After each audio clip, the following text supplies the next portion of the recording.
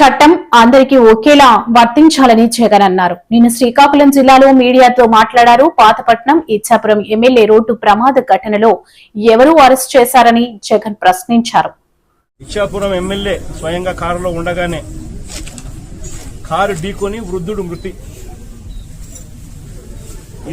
ఇదే శ్రీకాకుళం జిల్లాలోనే నేను చెప్తా ఉన్నా. ఎక్కడికో బయటకు కూడా పోవడం.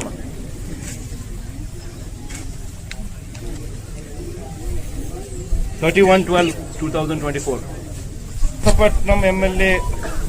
పాతపట్నం ఎమ్మెల్యే ఇదే జిల్లాలోనే ఇదే తెలుగుదేశం పార్టీకి సంబంధించిన పాతపట్నం ఎమ్మెల్యేకి సంబంధించిన మరో కార్ యాక్సిడెంట్. మళ్ళీ వాళ్ళలో అక్కడ ఎవరిని అరెస్ట్ చేసినారు? ఒక్కొక్కరికి ఒక్కొక్క న్యాయం వర్తింపజేస్తే నిజంగా బతకదు, వ్యవస్థ అనేది బతకదు. ఒక చెడు విత్తనాలు నాటుతా ఉన్నారు. ఈ చెడు విత్తనాలు రేపొద్దున వృక్షాలు అవుతాయి.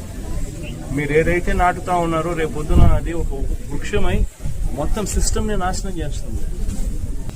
నిజంగా యాక్సిడెంట్ జరిగితే అసలు యాక్సిడెంట్ జరిగినప్పుడు 108 ఫోన్ చేసింది కూడా ఈ పిల్లోడే.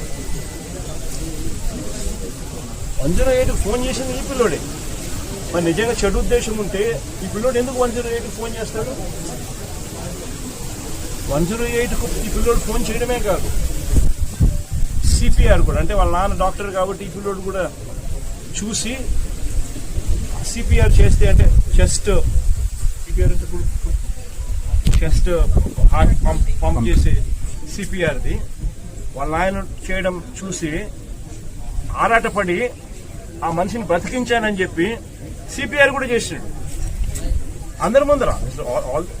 జరిగేదంతా అందరి ముందర జరుగుతా ఉన్న విషయాలు. అంటే ఆ మనిషిని కాపాడడం కోసం తాపత్రయపడ్డాడు. 108కి ఫోన్ చేసినాడు.